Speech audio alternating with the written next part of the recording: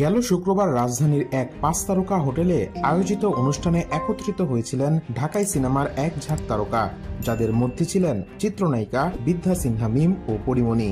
তবে এই দুই নায়িকার মুখ দেখাদেখি বন্ধ ছিল প্রায় 1.5 বছর। বছরখানেক আগে স্বামী শরীফুল রাজীর সঙ্গে মিমের বিবাহ বহির্ভূত সম্পর্কের অভিযোগ তোলেন পরিমণি, যে কারণে প্রকাশ্যে দ্বন্দ্বে জড়িয়ে পড়েন মিম ও পরিমণি। এক নায়ককে কেন্দ্র করে এই দুই নায়িকার মাঝে সৃষ্টি হওয়া কোন্দলের পর কেটে গেছে প্রায় 2 বছর। এর মধ্যে কখনো একসঙ্গে দেখা যায়নি পরিমণি বিদ্যা সিনহা মিমকে। তবে শুক্রবার ঢাকা ফ্যাশন ডে 2024-এ চিত্রনায়ক শাকিব খানের সঙ্গে র্যাম্পে হাঁটেন এই দুই নায়িকা, যেখানে মিম পরীকে বেশ হাস্যোজ্জ্বল অবস্থায় দেখা যায়। এরপরই খবর রটে মিমের কাছে দুঃখ প্রকাশ করেছেন পরি, যে কারণে সবকিছু ভুলে নায়িকাকে ক্ষমা করে দিয়েছেন তিনি।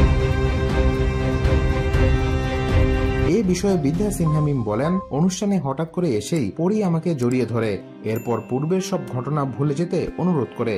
সবকিছুর জন্য সরি বলছিল। মানুষ মাত্রই তো ভুল হয়, তাই আমিও ক্ষমা করে দিয়েছি। তবে একদিন পরেই পরিমণি জানালেন ভিন্ন তথ্য।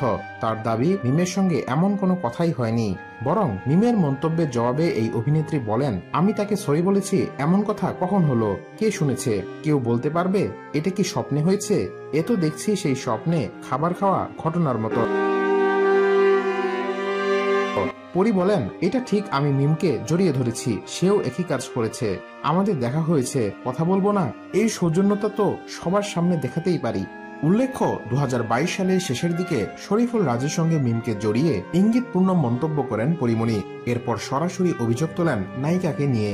তবে যেই স্বামীর সঙ্গে মিমকে জড়িয়ে অভিযোগ তুলেছিলেন পরিমণি, সেই শরীফুল রাজের সঙ্গেও সংসার জীবন দীর্ঘস্থায়ী হয়নি অভিনেত্রীর। 1 বছর পরই বিচ্ছেদের পথে হেঁটেছেন এই দম্পতি।